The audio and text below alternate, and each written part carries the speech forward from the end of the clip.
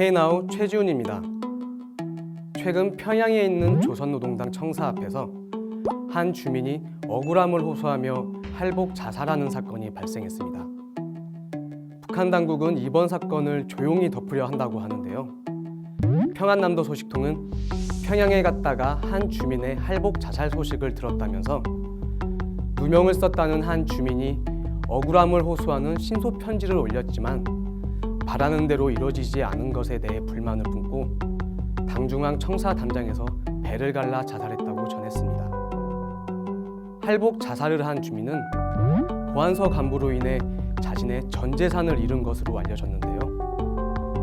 당중앙 신속과를 찾아가 면담을 요청했지만 거부당하고 오히려 조용히 있으라는 말을 들어 극단적인 선택을 했다고 합니다. 북한에서는 주민들이 억울함을 호소할 수 있는 신속과라는 기구를 통해 면회를 요청할 수 있지만 보통 받아들여지지 않는 경우가 많다고 합니다. 한편 주민들 사이에서는 자살한 주민을 가리켜 얼마나 억울했으면 칼로 배를 가르겠냐, 죽기는 왜 죽나, 길을 쓰고 살아서 잘 되는 것으로 복수해야지 등의 긍정의 말이 나오고 있다고 합니다.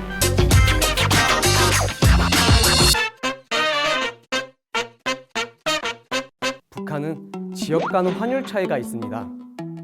이를 이용해 막대한 돈을 벌어들이고 있는 사람들이 있는데요. 바로 열차 여행객을 검문검열하는 평양 승차 보안서 간부들입니다. 이들은 직권을 악용해 나진과 선봉 등의 주요 국경 도시에서 적극적인 환전으로 돈을 벌고 있다고 하는데요. 이들 때문에 열차 출발 시간까지 지연되는 경우도 있다고 합니다. 이들은 2인 1조로 팀을 구성해 북한 돈의 환율이 낮은 지역에서 환전한 돈을 비싼 지역의 돈주들과 환전꾼에게 전달해주고 돈을 챙기고 있다고 합니다. 이렇게 돈벌이를 하는 간부들을 보며 일반 승차 보안원들은 어떤 생각을 할까요?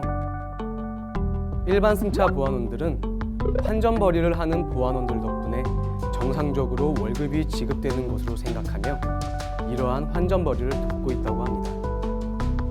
열차 승객들과 열차 승무원들은 환전을 전문적으로 하는 이들이 돈을 취급하기 때문에 돈 동지라고 부른다고 소식통은 전했습니다.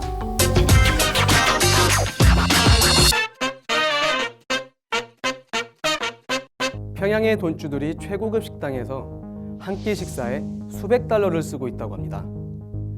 사경제 영역이 확대되면서 심해진 빈부격차로 인해 나타난 현상인데요.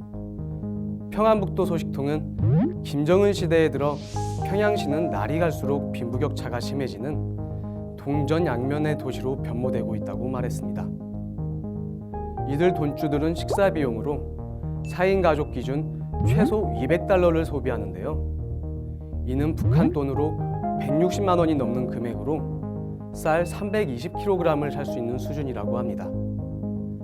한편 소식통은 시장 권력을 독점한 간부와 이들과 손잡은 돈주들은 막대한 돈벌이로 지상낙원과 같은 생활을 하지만 구멍탄도 없어 추위에 떨고 있는 일반 시민들은 평양시를 병든 사회, 빈부의 왕국이라고 비난한다고 전했습니다. 지금까지 NK나우 최지훈이었습니다.